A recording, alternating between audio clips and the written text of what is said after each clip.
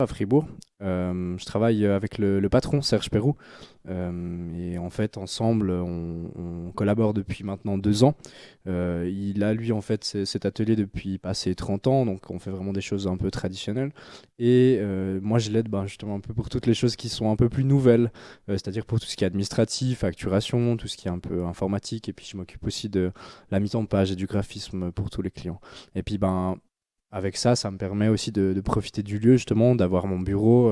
C'est un peu aussi le QG, c'est devenu le QG de l'état des choses à travers cette collaboration.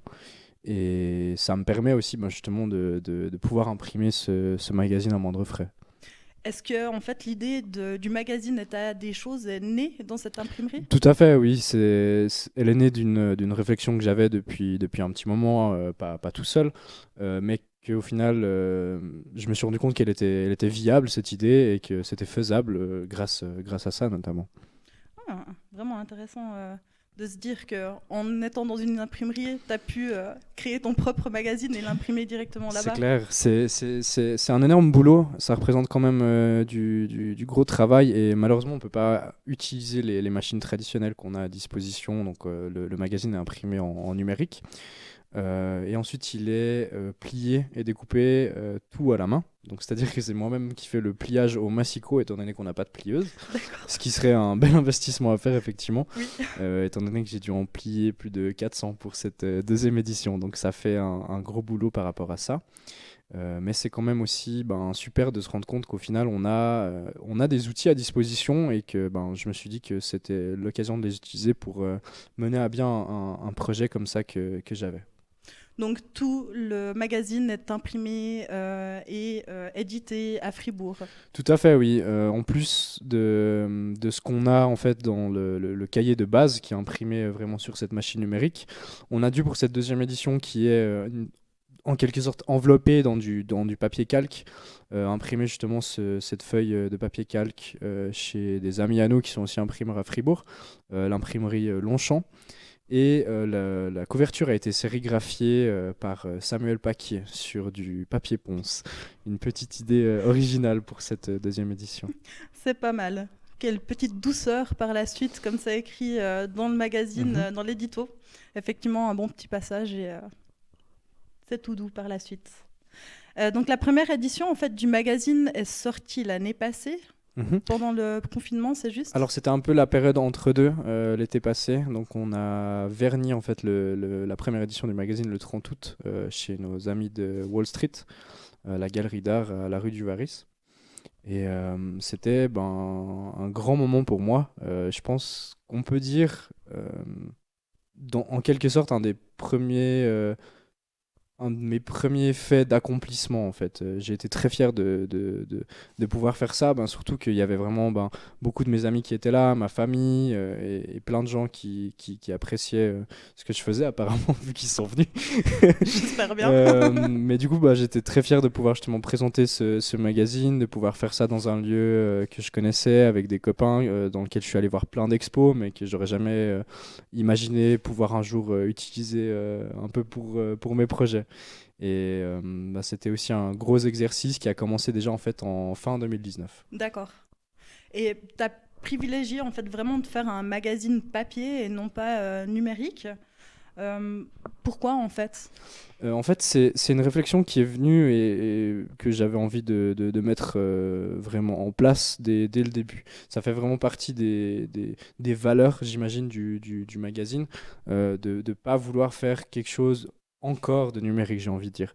Dans le sens où on a, pour moi, un peu beaucoup trop on est trop sujet à des images qui nous viennent des réseaux sociaux, de la télé, de tous les médias en fait au quotidien. C'est même maintenant, j'ai l'impression, même dans le média presse, devenu impossible presque d'avoir des articles sans photo. Et typiquement, on est vraiment face à toutes ces informations, ces images, et j'avais envie de prendre c'est un parti pris, de justement sortir quelque chose qui soit uniquement disponible sur papier, où justement on travaille aussi la matière, on la sublime en quelque sorte en imprimant quelque chose dessus qui fasse sens pour certaines personnes, pour les artistes en tout cas qui contribuent à ce magazine. Alors tout à fait, ça je conçois totalement. Et puis la première édition, la thématique était confiance. J'ai malheureusement pas eu l'occasion de le lire, malheureusement. Raté. Oui, désolé. Tu peux nous le résumer un petit peu, vu Bien sûr. qu'il est plus commercialisé, entre guillemets? Alors, la première édition du magazine Confiance est un ouvrage de 76 pages sur lequel 24 artistes fribourgeois et fribourgeoises ont contribué. Et en fait, à travers cette édition, ils ont un peu parlé justement de leur rapport à la confiance, de qu'est-ce que la confiance veut dire dans le monde d'aujourd'hui. Est-ce qu'elle est nécessaire? Est-ce que c'est un outil qu'il faut s'approprier, dont il faut s'affranchir? Et au final, tous ces artistes ont pu un peu poser leurs réflexions par rapport à ça et nous exprimer un peu leur façon de voir le monde et la confiance qu'ils ont en eux-mêmes, qu'ils ont envers le monde qui leur entoure et tout ça. Donc c'est un peu l'idée de base de l'état des choses aussi, de pouvoir justement présenter des réflexions faites justement par des jeunes artistes qui viennent du canton de Fribourg. On se limite aussi à cette zone géographique étant donné qu'on n'a pas beaucoup de moyens et on préfère justement travailler sur quelque chose qui soit qui reflète plus en fait l'idée locale, c'est-à-dire qui va être lu de toute façon par des gens qui viennent de par ici et que pour moi ça ferait pas forcément de sens et ça serait même un contresens d'aller chercher des artistes qui produisent des choses depuis ailleurs ou comme ça. Parce qu'on le fait aussi justement dans le but de pouvoir présenter à des gens qui n'en ont pas forcément la chance ou bien à des jeunes personnes qui ne sont pas encore lancées, qui n'ont pas encore trouvé leur créneau artistique ou comme ça, de justement se rendre compte que c'est possible et c'est faisable en fait d'avoir un magazine où on peut présenter justement du travail artistique local, de qualité et des réflexions qui font sens par rapport à ce qu'on vit au quotidien ici à Fribourg. Donc c'est pas la réalité dans la globalité, mais c'est en tout cas la réalité de ici. Voilà. Ouais, d'ailleurs, tous ces artistes, en fait, même pour la première édition, est-ce que c'était des gens que tu connaissais déjà ou bien des artistes à qui tu as demandé directement, enfin, genre, je sais pas, sur les réseaux sociaux, tu as fait une demande à des gens, des artistes de la région de s'annoncer et de montrer Non, c'est pas, on n'a pas fait d'appel à projet à proprement dit, c'était plus en fait moi-même qui essayais un peu de faire une curation d'artistes pour commencer, étant donné qu'on fait pas une curation d'œuvres, mais une curation d'artistes, plus en quelque sorte.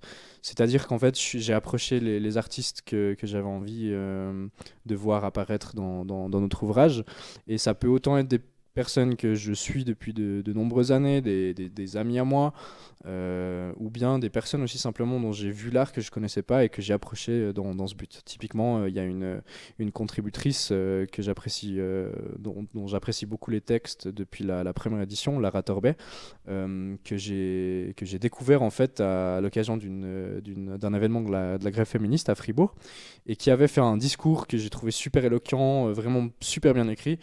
C'est elle qui l'avait écrit et du coup je l'ai contactée par rapport à ça pour lui demander si ça l'intéressait de participer et de pousser encore plus loin les réflexions qu'elle avait parce que j'avais l'impression justement qu'elle avait des choses à dire. Voilà. Ouais, donc tu t'immerges aussi sur le terrain et c'est aussi comme ça que tu rencontres les artistes Tout à fait. locaux. Voilà. Hyper bien. En terrain connu. Exactement. Je pense que aussi c'est un gros travail au niveau de la réflexion, ce magazine, mais tu t'es heurté quand même à des problèmes. Bien sûr, il y a des problèmes qui émergent dans ce genre de projet. C'est un peu inhérent, je pense, à tout projet avec un aspect de temps ou d'argent défini un petit peu. Tout d'abord, le premier problème qu'on a rencontré, c'était justement trouver des artistes qui étaient intéressés à participer. Ensuite, il nous a fallu réfléchir à comment le faire, qu'est-ce qu'on allait pouvoir bidouiller justement avec les machines à disposition. Mais c'est des problèmes qui sont résolus un petit peu par eux-mêmes, facilement, en se rendant compte que on allait faire avec les moyens du bord. C'est-à-dire que les artistes, c'est des artistes locaux, des gens que j'ai découverts, que j'ai rencontrés dans ma vie, et dont je trouvais le travail pertinent par rapport à l'idée de base du magazine. Et voilà, donc ça s'est fait comme ça. Ensuite, pour les techniques d'impression, c'est aussi quelque chose qui s'est un peu résolu par soi-même, dans le sens où on ne pouvait pas non plus se permettre d'aller imprimer quelque chose ailleurs pour des questions de coût. parce que ça a quand même un coût, même si c'est moi qui l'imprime. Le papier, c'est très cher. Il y a quand même une reliure à faire. Il y a aussi le coût des heures de travail qui sont assez immenses. Et puis ensuite, il y a eu aussi le problème de regarder qu'est-ce qu'on allait faire pour la mise en page. Pour cette première édition, j'avais trouvé justement Charlotte Valélian, qui est une graphiste qui sort justement de l'Icon, dont j'appréciais beaucoup le travail. J'avais déjà vu quelques œuvres un petit peu de design éditorial qu'elle avait faites et ça s'est super bien passé, sauf que elle finissait l'Icon et du coup elle a dû faire son stage, donc elle est partie 4 mois à Bruxelles. Ce qui a fait que c'était un petit peu compliqué de trouver les moments opportuns pour travailler là-dessus, et que ça a pris un peu du retard par rapport à la timeline que je m'imaginais de base pour la première édition. C'était un peu le gros problème et pour cette première édition, et ensuite on a quand même réussi à le finaliser, à l'imprimer, à le relier, à commencer la communication. Donc là c'est aussi moi qui me suis entière, mais c'est un aspect qu'il faut en fait apprendre à connaître, à maîtriser, et c'est de l'expérimentation.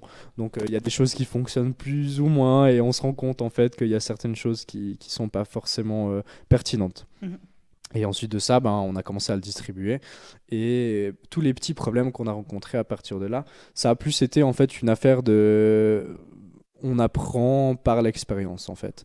Je pense que c'est une bonne philosophie à avoir, c'est que à chaque problème qu'on rencontre, au final, on va travailler sur chercher une solution, essayer de trouver un petit peu qu'est-ce qu'on pourrait faire, analyser ce qu'on a fait et comment faire mieux pour la prochaine fois. Et vu que c'est un périodique, un magazine, ça nous permet justement à chaque essai de... vu les retours,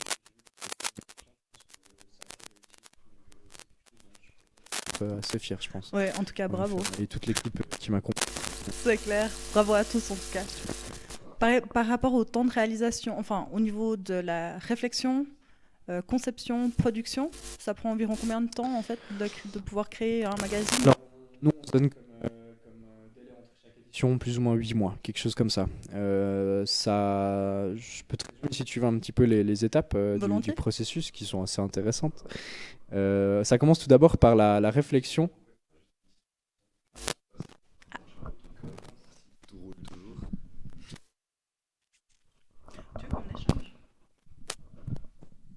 Est-ce qu'on est bon? Allô Patrick? Bonjour. Sébastien, parfait. On est bon. Ok. Du coup, le processus d'impression de A à Z, ce qu'on fait, c'est qu'on commence tout d'abord par définir un petit peu les pistes pour définir le thème, et ensuite définir les réflexions qui vont avec. Dans quelle idée on a envie de travailler tout ça, et ensuite, à partir de ça, en fait, on pose exercice que je fais particulièrement avec Julie Tibérien. On travaille un petit peu à ça, et à partir de là on envoie cet avant-propos aux artistes avec ces quelques pistes de réflexion qu'on a, le thème, et à partir de ça c'est libre création à eux. En général, les artistes, ils ont en tout cas 1 à 2 mois, voire plus, pour créer ce qu'ils ont à créer. Ça leur donne le temps en fait réfléchir, je pense, contempler un petit peu leur propre vision par rapport au thème qu'on choisit aussi. Et à partir de là, de revenir vers nous avec des réflexions, des premières idées. Et en général, ce qu'on fait avec ces artistes, c'est qu'on discute un petit peu des et puis ça me permet aussi de réorienter les voix, ou bien de trouver des synergies entre les artistes, en me disant tiens, tu pourrais faire ça avec cette personne, c'est quelque chose qui irait très bien ensemble et que je verrais bien en commun ensuite dans le magazine. Ouais.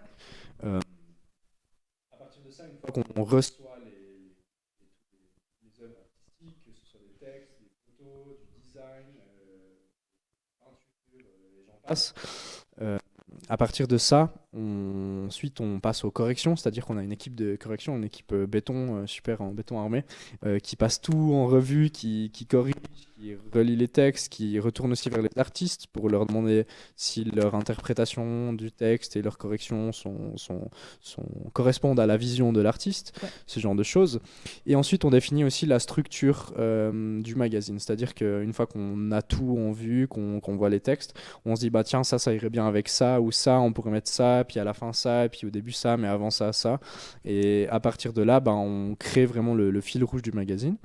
On essaye justement d'avoir certaines cohérences ou certains contrastes. C'est peut-être visible si on prend le temps de justement regarder l'objet dans son ensemble. Et puis, une fois qu'on l'a fait, ce travail, on passe à la mise en page. Parallèlement, moi, à ce moment-là, en général, je commence un petit peu à réfléchir Enfin, on a déjà des idées pour l'impression et tout ça, mais on commence à justement regarder comment est-ce qu'on va le faire exactement, de quel papier, de quel type d'impression, quel type de reliure. Et on prend le temps aussi de regarder vraiment, de trouver des solutions qui aillent bien avec ce qui va dans le magazine, de chaque fois aussi travailler un concept d'impression un peu nouveau, un petit peu différent. J'espère qu'on pourra encore surprendre le public qu'on a à travers les prochaines éditions. Et à partir de ça, une fois qu'on a terminé la mise en page, on passe justement à l'impression. Et c'est aussi une grosse étape. Où là, justement, on a tout qui passe sous presse. On a imprimé 400 exemplaires de cette deuxième édition, 300 pour le premier, et j'espère 500 pour le prochain. En tout cas, il s'est déjà bien vendu. Il nous reste peu de temps techniquement dans la vente, et puis on a déjà vendu plus de 300 éditions sur les 400 qu'on a produites. Et puis ensuite il y a aussi tout l'aspect ça sort du processus vraiment de création du magazine, mais c'est aussi pour moi un aspect qui est très intéressant et très important. C'est justement la communication sur laquelle on travaille aussi chaque fois sur des nouveaux concepts, des nouvelles idées. Et j'ai Lauren Bill qui m'aide énormément à la communication, qui est super douée et avec qui on fait ça. Et puis ensuite, il y a aussi tout ce qui est distribution. La distribution, on a pu aussi trouver pour cette deuxième édition des partenaires, c'est-à-dire qu'on a des librairies et des musées qui ont bien voulu justement soit nous acheter, soit faire du dépôt-vente avec notre magazine, ce qui nous permet de ne pas devoir dépendre un petit peu de tout ça, et puis de permettre d'avoir un revenu qui rentre un petit peu automatiquement. Même si on doit quand même faire la promotion de l'ouvrage. Voilà. Effectivement, ouais. Et à côté de ça, il y a aussi tout l'aspect presse, justement, qu'on essaye aussi chaque fois de travailler, parce que c'est aussi un aspect de communication que moi j'expérimente un petit peu et que je trouve assez important en fait au niveau auquel on se trouve. On n'a pas une notoriété qui est grande, et c'est quelque chose qui est très local et puis qui est aussi ancré dans une démarche assez alternative. Et justement, moi, c'est quelque chose que j'aimerais, dans un sens, quand même essayer de populariser le plus possible. Pas dans le but de le rendre populaire et puis mainstream, on dira, ou comme ça, mais dans le but d'avoir une visibilité plus grande et puis de simplement montrer aux gens qui s'y intéresseraient pas forcément que ce genre d'objet et ce genre de projet existe et qu'il est valable, qu'on peut réussir à tenir un projet comme ça, que c'est pas juste un truc qu'on fait une fois parce qu'on est punk et qu'on a envie de faire un truc, mais qu'on est vraiment dans une démarche un peu sociale, un peu continue, et que ça s'ancre vraiment dans un mouvement justement de jeunesse qui est contemporain, même ultra contemporain comme on aime le dire, et qui a un sens quoi au fond. Ouais. Bon, et je pense que voilà, dans ce qu'on a travaillé justement avec la presse, on a eu pas mal de retours aussi, déjà pas mal de presse qui a été faite, même du côté de la Suisse alémanique, donc c'est aussi une victoire un peu pour moi. Et c'est quelque chose de cool sur lequel on a des bons retours aussi, des gens qui se seraient jamais intéressés au magazine, qui viennent au final nous dire ah il est super le projet, nanana, et c'est intéressant de voir un peu ces retours différents de personnes qui auraient jamais connu ce projet-là non plus quoi. Voilà. C'est vrai que la première édition, je ne sais pas s'il y a eu moins en fait au niveau presse, enfin à ce niveau-là, j'ai moins en fait vu sur les réseaux sociaux par exemple, mais c'est vrai que pour cette deuxième édition, ça c'est vraiment en fait la bombe quoi, le gros boom. Alors je sais pas si on peut dire ça, mais si tu l'as senti comme ça, c'est cool de l'apprendre. Mais ça c'est du travail en fait. C'est clairement le travail qu'on a mis là-dedans qui est plus grand, qui est différent. Dans le sens où, pour la première édition, j'étais tout seul, simplement. J'ai tout fait tout seul, donc que ce soit la com, la presse, l'impression, la distribution, une partie de la mise en page aussi, et puis tout ce travail-là. Et pour cette deuxième édition, ça m'a permis justement de trouver des personnes qui étaient aussi intéressées à perdre du temps sur un projet sur lequel on... Non, bien sûr, je dis comme ça parce que malheureusement, c'est un projet dans lequel on n'a pas de revenus pour l'instant. Alors oui, on a déjà dégagé un bénéfice avec cette deuxième édition, super, et qui va pouvoir nous permettre justement pour la suite de faire encore des projets plus grands et travailler justement sur des façons en tout cas les artistes qui seraient. Mhm. C'est un projet complètement.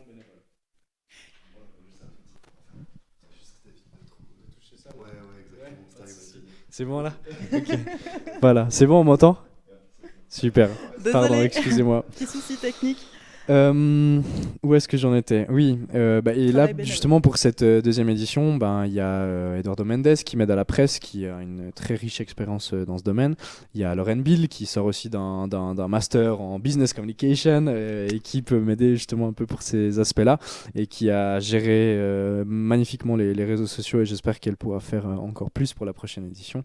Mais du coup, c'était un gros coup de main qui m'a aussi soulagé d'une grosse partie du travail que j'aurais pas pu faire autant bien autrement. Et c'est pour ça que je pense que ça se ressent et si toi tu l'as ressenti, c'est que c'est le cas, donc super. Yes. Voilà, donc Alors, c'est bravo à eux. ah oui, alors tout à fait. Donc du coup, au niveau, vous faites du travail bénévole. Donc comme on l'a bien compris, il y a combien de personnes dans l'équipe au final? Là, on a une équipe d'une douzaine de personnes, moi y compris, je crois. Quelque chose comme ça, si je me trompe pas, 11 ou 12. Donc on a, je pense, 6 ou 7 personnes pour les relectures, ce qui est la plus grosse partie de l'équipe. On a Eduardo qui s'occupe de la presse, Andrea qui s'occupe du site internet, Lorraine qui s'occupe de la com, et avec Séraphine aussi en soutien qui fait surtout la photographie pour le magazine. En plus de ça, il faut pas que j'oublie quelqu'un. Julie qui m'aide aussi un petit peu à la conceptualisation, tout ça. Et je crois que j'ai fait le tour. Ok. Ouais. Une jolie petite Voilà. équipe du coup. Oui, vraiment belle équipe. On va revenir sur le magazine. Ah, sur- pardon, j'ai oublié tout ce qui est par rapport à la mise en page, excuse-moi. Pas Mais il y a de souci. Charlotte, justement, qui fait la mise en page, et Laetitia, qui nous a aussi donné un coup de main, qui s'est occupée un peu plus de l'identité visuelle et qui nous aide aussi pour la mise en page. Voilà, là c'est bon, Pas je de les ai souci. tous. Donc l'édition numéro 2, thème confort. Mhm. Pourquoi ce thème-là? C'est un peu dans la continuité en fait de la confiance. On essaye justement de travailler un peu sur une continuité et une évolution entre chaque épisode, on peut dire aussi un petit peu comme ça. La confiance, c'était le premier thème qu'on a abordé en premier lieu parce qu'on avait besoin de trouver la confiance, de se lancer dans un projet comme celui-là. Et les artistes avaient besoin d'avoir confiance en moi aussi pour pouvoir faire ça. Moi, j'avais besoin d'avoir confiance en eux dans le rendu qu'ils allaient faire. Et c'était pas mal une idée de se dire que c'était possible, que c'était faisable et qu'il fallait au final juste se donner confiance. Et ensuite, maintenant, on a décidé de travailler sur le confort. Histoire de se dire, on a atteint une zone de confiance, on est dans une confiance, on l'a créé ce stade-là, mais maintenant il faut en sortir, il faut sortir d'une zone de confort au final qu'on s'est créé, et puis justement aller un peu confronter ça pour aller encore plus loin, sortir de sa zone de confort pour évoluer, avancer. C'est un peu cette idée-là. Et on a voulu justement mettre en contraste le confort avec l'inconfort, qui sont deux notions tout à fait complémentaires et élémentaires à la vie de toute personne sur cette terre, j'imagine. En tout cas, si on essaye d'aller un peu plus loin dans ce qu'on fait, quoi. Et ça vient aussi du fait que c'est aussi une thématique très actuelle, ce qu'on essaie aussi de travailler. Autant la confiance que le confort, je pense que c'est des thèmes très contemporains à notre époque, à la jeunesse dans laquelle on vit aussi. Et que ça fait du sens de juste prendre le temps de poser des réflexions sur ces thèmes qu'on aborde au quotidien, sans jamais vraiment prendre le temps de se poser la question, mais qu'est-ce que c'est ça pour moi? Qu'est-ce que ça représente? Et est-ce que c'est utile, est-ce que c'est pas utile? Autant il y a des personnes qui se posent des questions de confiance tous les jours, et pourquoi aussi d'aborder ça et puis de se rendre compte de ce que ça représente. Et autant il y a des gens qui vivent tous les jours dans le confort, des gens qui vivent tous les jours dans l'inconfort, mais qui se rendent pas compte. Et je pense que c'est des réflexions qui méritent d'être posées. Ouais, c'est vraiment des réflexions super fortes et on le ressent dès qu'on le lit. Dès qu'on le lit, en fait, ton magazine, c'est assez impressionnant.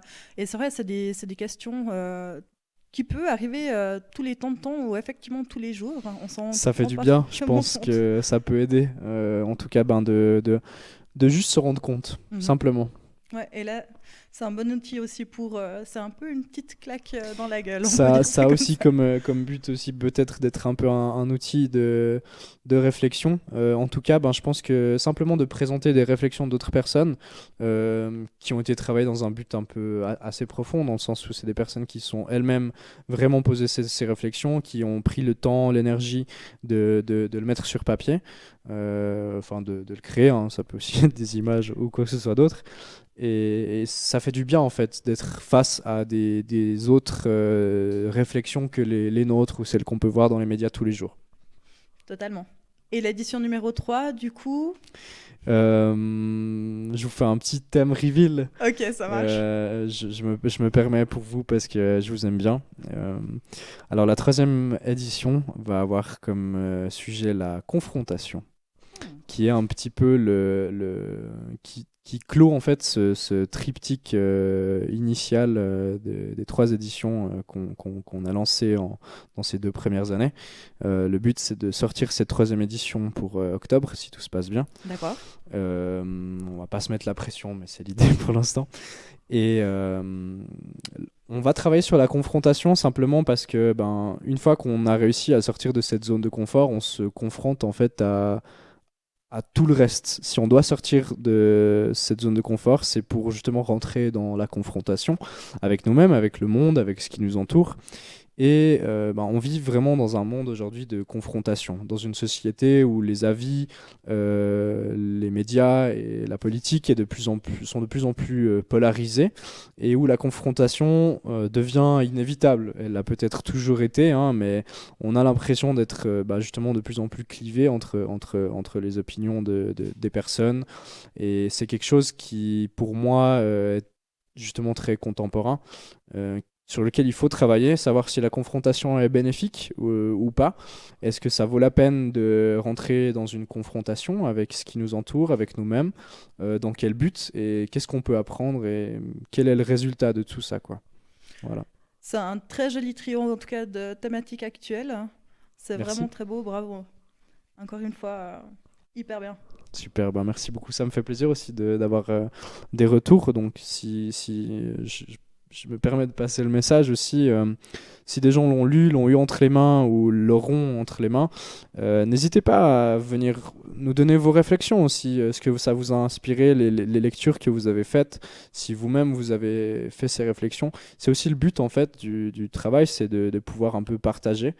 Et justement, si les lecteurs et les lectrices qui nous lisent arrivent à nous faire un retour, c'est toujours bénéfique pour nous aussi de savoir ce qu'ils en ont pensé, ce que ça leur a apporté, et puis voilà quoi, ce que ça a pu avoir comme effet. Tu m'as dit aussi, en fait, que tous les dimanches, vous êtes à Studio 48, c'est Tout juste? à fait, on fait actuellement une permanence dans l'atelier Studio 48, qui est une association qui a pris comme QG l'ancien cinéma Alpha, à la rue François Guilliman 6 à Fribourg, qui se situe entre la route des Arsenaux et le boulevard de Pérolle. Et c'est dans cet ancien cinéma en fait qui nous accueille dans une sorte de pop-up store tous les dimanches de 14 à 18h. On a commencé ça le 28 avril et on va finir le 2 mai. Donc il reste ce dimanche, ça fait le 25, et le dimanche 2 mai, où on sera justement là-bas sur place, où vous pouvez venir découvrir le magazine, découvrir l'univers aussi qui entoure le magazine. On a aussi des super articles de merchandising, notamment des imprimés et des éditions limitées des artistes. Le magazine, qui est aussi important de dire, on le vend bien sûr. L'affiche F4 qui est liée à cette sortie. Et aussi des super tote bags qu'on a fait aussi réaliser 100% avec des tissus recyclés par une couturière de Fribourg, Naomi Puro, et qui ont été sérigraphiés aussi. Vous voyez le même motif qui est sur la cover du magazine, qui a été sérigraphié sur ces magnifiques sacs. Voilà. Yes, de la maison de Noctua, hein, c'est juste Oui, aussi, hein. exactement, tout à fait, nos amis de la maison Noctua. Yes. Donc, magazine État des choses, hein, édition numéro 2, thème confort, hein, qui a été limité à 400 exemplaires et numéroté. Et ça, c'est aussi un truc dans l'idée de se rendre compte que chaque objet est unique. Même si c'est des objets qui sont produits en série. Je pense que c'est quelque chose d'important à se rendre compte dans le monde dans lequel on vit, de consommation, aujourd'hui, c'est que même si on tient un objet dans la main, il est quand même unique et que ça soit artisanal ou non, il faut valoriser ces objets-là, se rendre compte de d'où ils viennent et tout ça, et puis de le numéroter, ça permet en fait d'apporter une singularité supplémentaire à ces objets. Ouais, alors j'ai été totalement étonnée quand je l'ai ouvert et que je l'ai vu en fait numéroté. Parce qu'effectivement, quand t'es en artiste, on numérote en fait ses tirages, ça c'est clair. Et j'ai trouvé très beau en fait de se dire que ce magazine est aussi une pièce d'art en fait. C'est clair, c'est un objet qui se veut objet d'art, qui se veut objet du quotidien et outil justement de réflexion un petit peu. Ça peut être beaucoup de choses, mais au final c'est ce qu'on en fait nous-mêmes et puis sa valeur, c'est la valeur qu'on lui donne tout simplement, que chaque personne lui donne et rien d'autre. Totalement. Voilà. Tu m'as dit avant qu'il y a certains artistes qui ont refusé de collaborer. Non, Non? pas des artistes qui ont refusé, mais pour cette deuxième édition, par exemple, il y a des artistes du premier qui n'ont pas pu collaborer sur le deuxième, faute de temps, de moyens ou d'intérêt pour le thème aussi, hein, ça peut arriver, et c'est aussi intéressant au final d'avoir un peu des nouveaux artistes qui arrivent parce que le thème leur plaît, et des autres qui sautent une édition comme ça parce que ça les inspire moins. Et pour la troisième édition, les artistes sont... La line-up n'est pas encore annoncée, mais il y a du beau monde et de toute façon il y en aura plus, c'est clair. Là on a déjà... la première édition c'était 24 artistes, dans celle-là on en a 37 sur 84 pages, ce qui commence à faire peu de pages par artiste et j'aimerais bien qu'on leur donne un peu plus de place aussi. Malheureusement on est aussi un peu limité au niveau du format, mais on va travailler à des solutions pour remédier à ce problème, si c'est possible. Tantôt, espérons-le. Mais oui, et j'imagine pour la troisième édition, en tout cas, une quarantaine d'artistes, quelque chose comme ça. Pas mal, ok. Ouais. 40 artistes. Et du coup, tous ces artistes, est-ce qu'avec ton actif, vous avez quand même revu un peu le tout, dans le sens où t'as donné un thème, et puis ils t'ont donné le projet.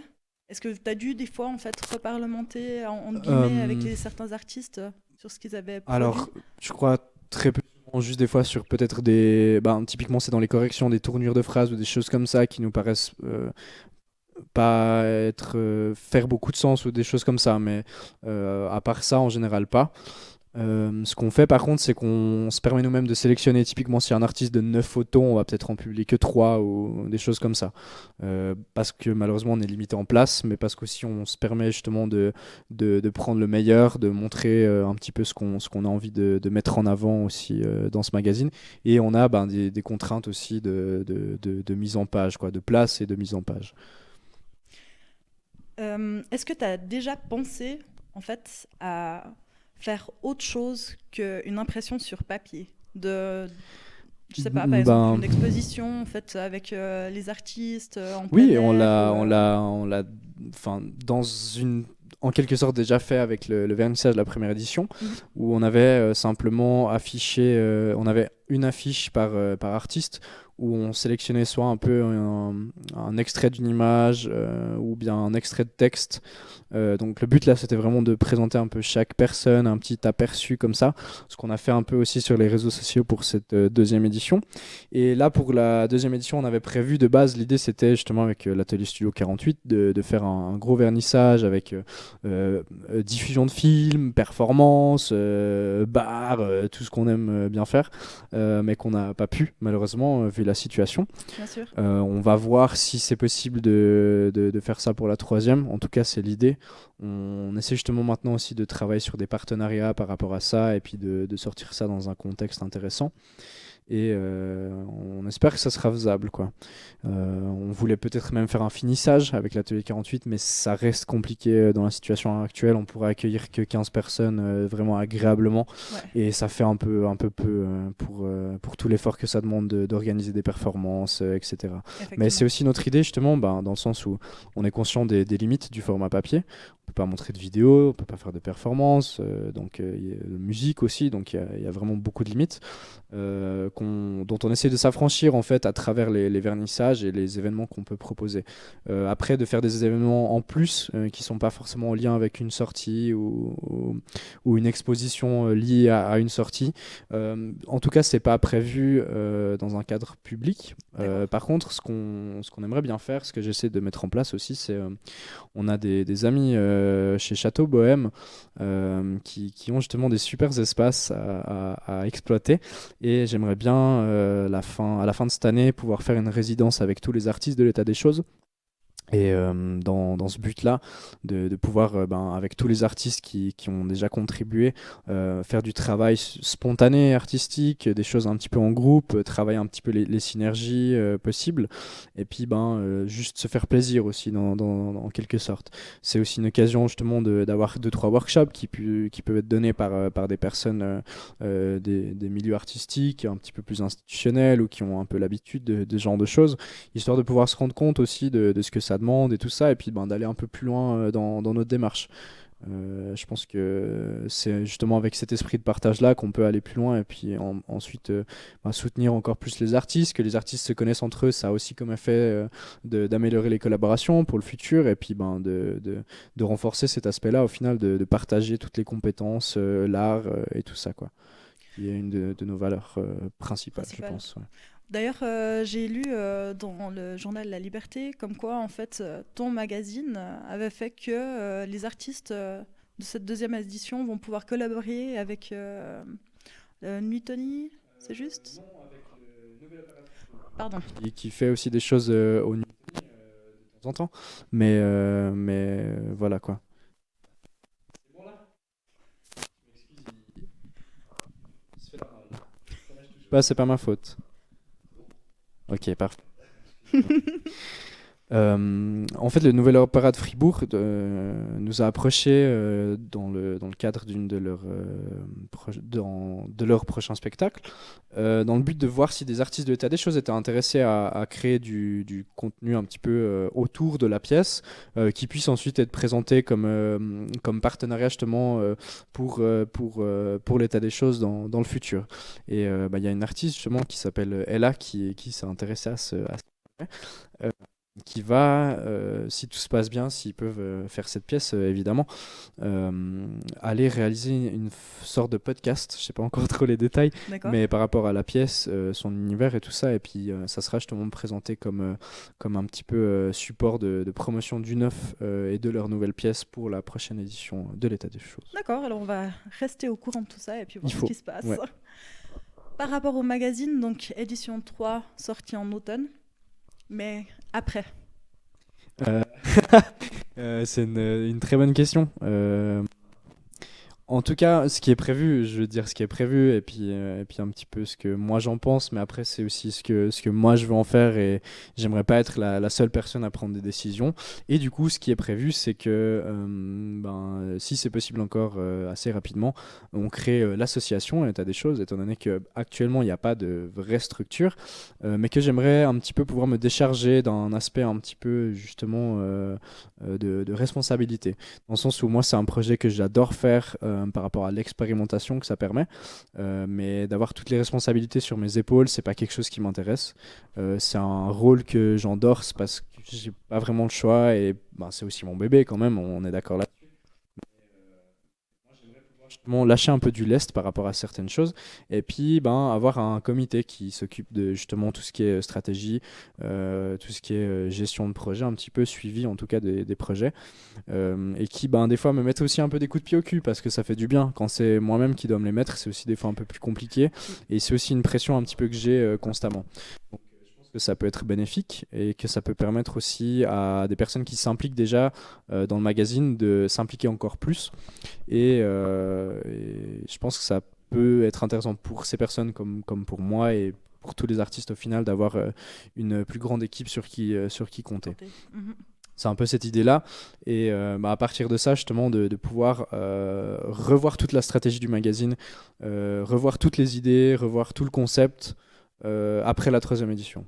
Mon idée de base, c'était justement ce sort de triptyque un petit peu pour les 3 premières éditions, avec ces thèmes qui sont tous en lien. Et j'ai pas d'idée pour après. Bon. Honnêtement, c'est clair que ça va continuer d'une façon ou d'une autre, Mhm. ça oui. Mais justement, je pense que vu que c'est quelque chose qui se veut contemporain, c'est quelque chose qui doit évoluer. Donc de le laisser, de simplement continuer sur des autres thèmes et de faire la même chose et de juste grandir un peu à chaque fois, c'est quelque chose qui fait pas de sens pour moi et que je me vois mal en fait diriger comme projet. J'aimerais toujours rester là-dedans et puis pouvoir diriger la publication. Mhm. Mais je ne me vois ni au comité, ni à moi-même avoir toutes les réflexions qu'il faut avoir par rapport à qu'est-ce qu'on va faire de l'état des choses. Ouais. Et c'est pour ça qu'avec un comité, ça nous permettra, peut-être à l'occasion de cette résidence qu'on peut faire aussi, avec tous les artistes, de justement se dire qu'est-ce qu'on veut faire avec tout ça. Est-ce qu'on est dans un bon format? Est-ce qu'on a envie de faire autre chose? Est-ce qu'on a envie d'être plus spontané, moins spontané, plus régulier, moins régulier, de quel format et quelle chose, est-ce qu'on a envie de faire d'autres choses? Mhm.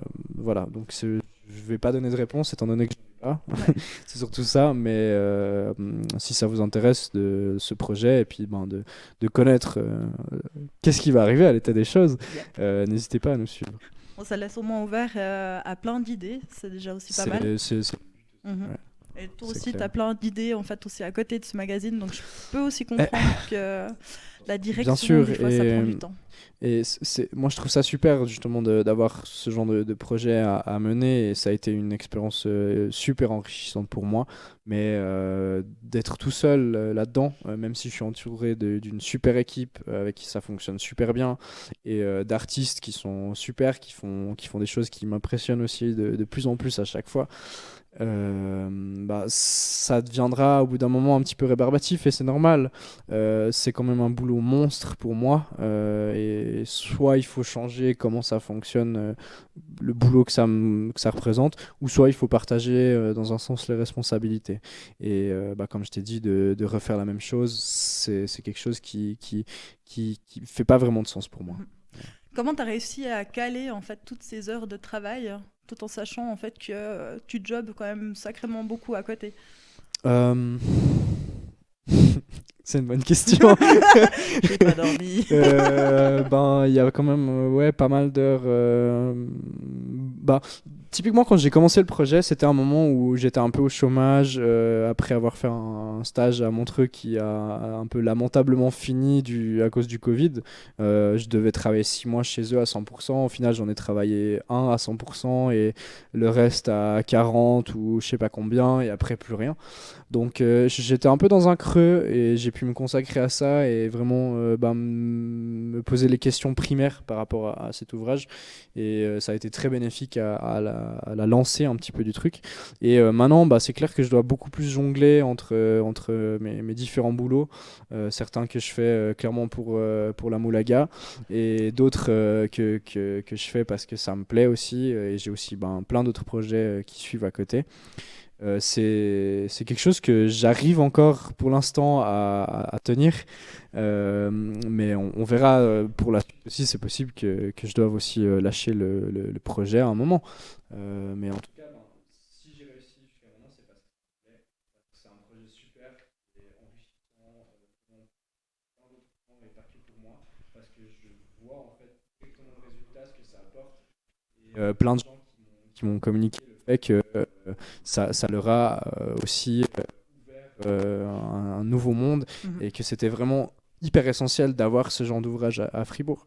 Donc, ça donne envie de continuer aussi. C'est clair, Voilà, ça ouvre quoi. des portes, hein, vraiment. Ça m'a ouvert pas mal de portes pour le futur aussi et ça a ouvert aussi des portes aux artistes. J'espère que ça continuera à le faire. C'est en tout cas aussi un des objectifs qu'on a, c'est de que ça soit en fait une plateforme, une sorte de tremplin pour tout le reste et que ça donne de la visibilité à tous les projets géniaux qui se font dans cette ville et à tous les gens aussi qui font des choses géniales dans cette ville, dans tout le canton de Fribourg. Totalement. Donc, tu as des choses, ton petit bébé, mais du coup, au niveau du nom, c'est toi qui l'as choisi ou vous étiez une équipe quand même? Non, ça c'était moi. Je sais pas d'où ça vient, honnêtement. C'est des réflexions que j'avais un petit peu à 3h du mat, en n'arrivant pas à dormir et en réfléchissant un peu trop. De base, je voulais trouver un truc qui sonne bien en anglais. Du coup, je suis tombé sur The State of Things. Et après, je me dis, ah ouais, ça marche bien en français aussi. C'est mieux en Et ça français. sera peut-être un peu mieux dans l'esprit local, comme ça. Et puis, état des choses, c'est quelque chose qui est assez compréhensif et dont les parties veulent chacune dire quelque chose. L'État, ça peut autant être une forme de hiérarchie supérieure, un petit peu une forme justement étatique. Ça peut autant être justement un état plutôt spirituel ou un état matériel ou comme ça, ce que ça peut représenter. Et les choses, c'est tout et rien en même temps. C'est les choses qui nous entourent, c'est les choses qu'on vit, c'est les choses du quotidien. Auxquelles on pense pas forcément justement, et je pense que c'est bien aussi de l'avoir mis au pluriel parce qu'il y en a Il y pas en a mal. beaucoup, ouais. Et c'est de là que ça vient en gros. L'idée c'est vraiment de poser un état des choses actuelles et puis de poser ses réflexions aussi par rapport à tout ce qui nous entoure. Voilà. Écoute, on va faire un petit jeu là maintenant tout de suite pour se changer un peu les idées. Avec puis plaisir. Comme ça, tu parles pas trop non Oui, plus. oui, désolé. Non, ça fait trop plaisir en tout cas. Bon, alors moi, magazine, comme je l'ai dit, petite anecdote, Mhm. ça m'a rappelé mon enfance. Bon, avec les copines. Mhm. Donc, je te sors un super Oh magazine. wow, Closer. Ok, Yes. ouais, très Tu vois sympa. non, attends. C'est un récent ou c'est un vieux? Alors, j'ai essayé de trouver un vieux. Mhm. Malheureusement, je suis pas tombée dessus. Dommage, parce que je Ouais. sais qu'on en avait en stock, mais Mhm. bon, je pense avec le temps, Voilà, c'est à la ça s'est poubelle. perdu. Ouais. Bon, en même temps, c'est pas quelque chose qu'on garde Non, comparativement ouais, voilà, à peut-être ton pas. magazine. Ouais. On est d'accord. Ouais. Et du coup, on se faisait toujours en fait ces petits quiz. Ouais, La ça c'est petite super. quiz. Mhm. Bon, pas trop de jugement, hein. On avait 10 ans. Quel personnage de Game of Thrones êtes-vous? Non, alors là, c'est très le psychotest. Oh yes. Ouais, alors attention. Que craignez-vous du confinement? Ok, Ah, super. en plus, c'est dans l'air du Bah temps. oui, c'est très contemporain aussi. Eh ouais. Donc du coup, il y a des petits carrés, des petites étoiles. Mais il faut que je Et réponde. des petits triangles. Ok. Combien est-ce que je vais avoir de triangles, de Attention. carrés, d'étoiles? Ouais, puis après, purée, les résultats. Eh ben on va voir ça, on va voir ce que ça dit. Bon, toi qui es derrière ton écran, tu réfléchis aussi aux questions et puis tu marques si t'es triangle, carré ou étoile, d'accord? Bon, question numéro 1. Oui, c'est parti. Confiné, vous vous habillez comment? Ah, attention, tout est écrit au féminin, donc du coup, c'est super. C'est pas grave, c'est parti, c'est très bien aussi des fois. Allez, triangle, pardon. Vous portez une tenue dans laquelle vous êtes à l'aise. Carré, c'est un détail que vous négligez complètement. Et étoile, comme d'habitude. Je pense que pendant ce confinement, je me suis plutôt habillé un peu de manière à l'aise. J'étais un peu laxiste des fois. Alors, Un triangle. un petit triangle, tout rose, tout beau. Ok, qu'est-ce qui vous manque le plus? Triangle, la liberté de circuler. Bon.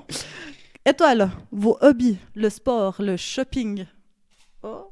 Et le carré, la possibilité de voir vos proches.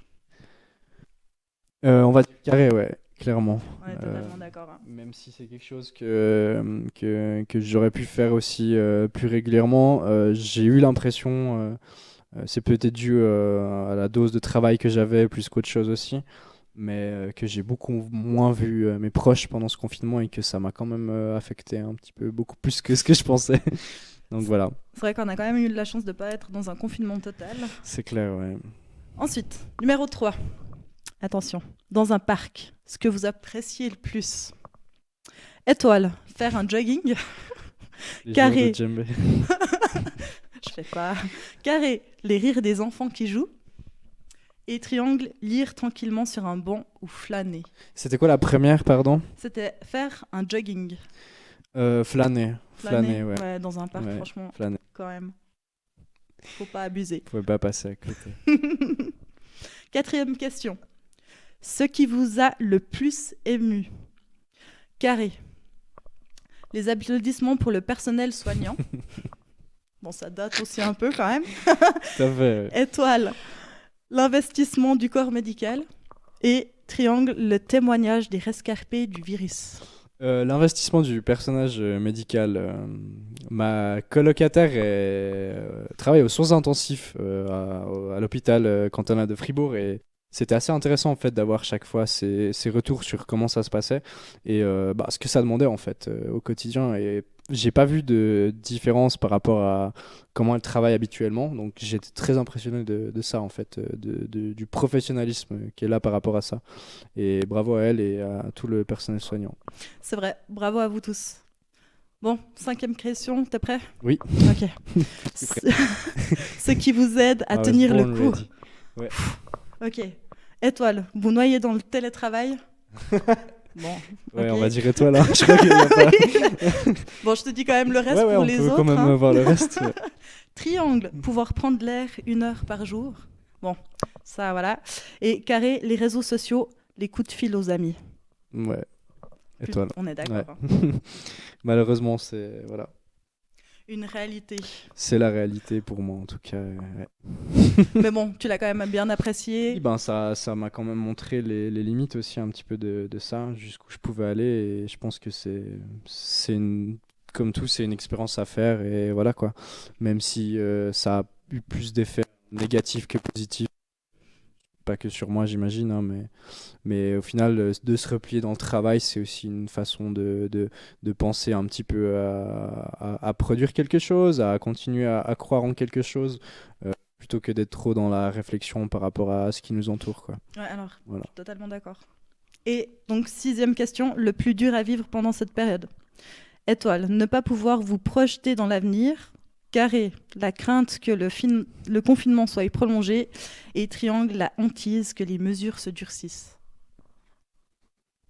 Je vais dire plutôt la hantise que les mesures se durcissent. Je pense que c'est un petit peu ce qui est le plus compliqué.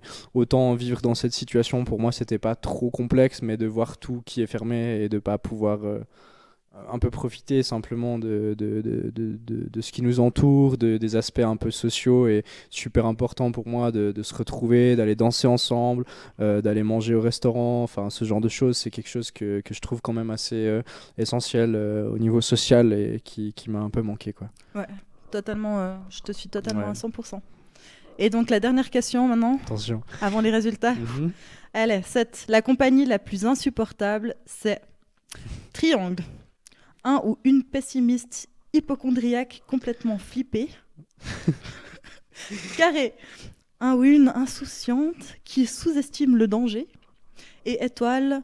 Un ou une râleuse chronique et ramollo vautré dans le canapé. La première réponse, Pessimiste. les pessimistes. Ouais. Ouais, ça, moi je suis plutôt insouciant et optimiste, donc c'est un petit peu l'opposé en termes de personnalité. Et c'est ce qui dérange un peu le plus, je pense. Bah, tu es totalement triangulaire. Ah ouais, je suis tout à fait triangulaire. Pas Je sais à pas si c'est un 100%, mais. compliment ou pas. Ok, Non, non, d'accord. c'est pas. Et qu'est-ce que ça veut dire alors? Alors attention. Attention. Et tu peux peut-être commencer par les autres Ouais, pour les auditeurs, et Alors. puis après tu me fais découvrir la fin. yes. Comme ça, je sais au moins ce que je ne suis pas. D'accord, ça C'est marche. c'est bien C'est aussi. vrai, c'est une bonne Ouais, idée. ouais. Donc, majorité d'étoiles, si vous êtes dans ce cas, c'est l'ennui, l'oisiveté. Tourner en rond n'est probablement pas votre tasse de thé. Sans votre activité habituelle, vous avez du mal à vous créer de nouveaux repères. Peut-être avez-vous, en temps normal, le besoin de vous laisser happer par le tourbillon de la vie pour éviter de vous retrouver face à vous-même et d'avoir à affronter vos problèmes. Compréhensible. Yep. Alors maintenant, majorité de carré. L'isolement. Échanger est primordial pour vous. L'absence de vie sociale est une réelle frustration car les êtres chers vous manquent profondément.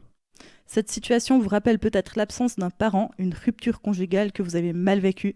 Il est possible que vous craigniez que vos relations ne sortent pas intactes de cette épreuve. Compréhensible aussi. Aussi. Majorité de Triangle. L'emprisonnement. Renoncer à votre liberté est sans doute pour vous le plus insupportable.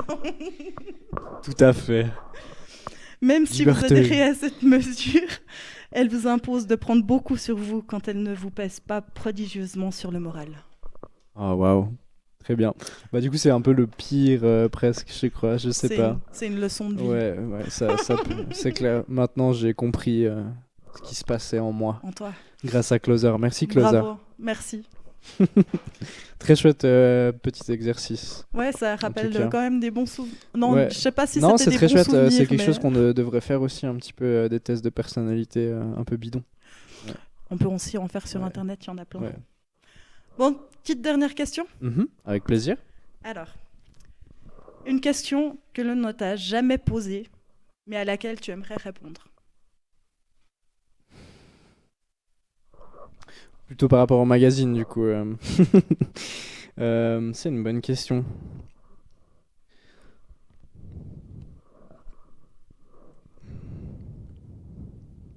Tu me permets un petit peu Bien sûr, je de conçois. réflexion par rapport à ça. Ouais, je conçois que ce Euh, soit pas facile comme. En soi, j'ai eu la chance justement d'être pas mal interviewé par les journalistes par rapport à ça. Donc il y a pas mal de questions qui sont passées et ça m'a peut-être un peu brainwash par rapport à tout ça. Mais euh, en fait, je suis très content de toutes les questions qu'on a reçues. Ce qu'on m'a peut-être pas assez posé comme question, c'est pourquoi est-ce que moi je l'ai fait de base? Qu'est-ce que j'avais envie de faire? Et la réponse est simplement expérimenter des choses, en gros, pour moi. Mais un truc qui me manque aussi justement un petit peu plus que des questions, c'est des retours en fait, plutôt, par rapport à ce qu'on a fait. Tout le monde a trouvé ça apparemment super sympa. Mais enfin, de ce que j'ai entendu, de ceux qui trouvent que c'est pas super en général, ils le disent pas. Mais justement, j'aimerais qu'on dise plus ce qu'on en pense, qu'on donne aussi sa propre réflexion, que les gens prennent le temps vraiment de le lire, de le consulter, de réfléchir aussi à la thématique. C'est des fois un peu moins direct quand on lit quelque chose plutôt que quand on se dit ah je dois faire quelque chose par rapport à ça, mais c'est un exercice que j'encourage toutes les personnes qui lisent le magazine à faire, et qui m'aiderait aussi un petit peu, et c'est aussi pour ça que je le fais en fait, c'est parce que j'ai envie de connaître les réflexions de chacune des personnes qui m'entourent par rapport à des thèmes, et de pouvoir partager ces réflexions, parce que c'est ce qui nous fait grandir au final, de connaître le monde par rapport à plein d'autres points de vue que le nôtre. C'est ça le savoir au final, c'est ça le partage, et c'est ça la connaissance au final, et je pense que c'est ce qui est le plus important dans l'aspect social aussi, dont on parlait aussi avant, quoi. Ouais, totalement. Simplement de faire des réflexions, de partager des réflexions, et dans tous les milieux, je pense que c'est quelque chose qui bénéficierait d'être fait beaucoup plus régulièrement. Ouais, Voilà. que ce soit pour un positif ou négatif, c'est ce qui permet aussi d'avancer alors. Tout à fait, ouais, Totalement. c'est clair.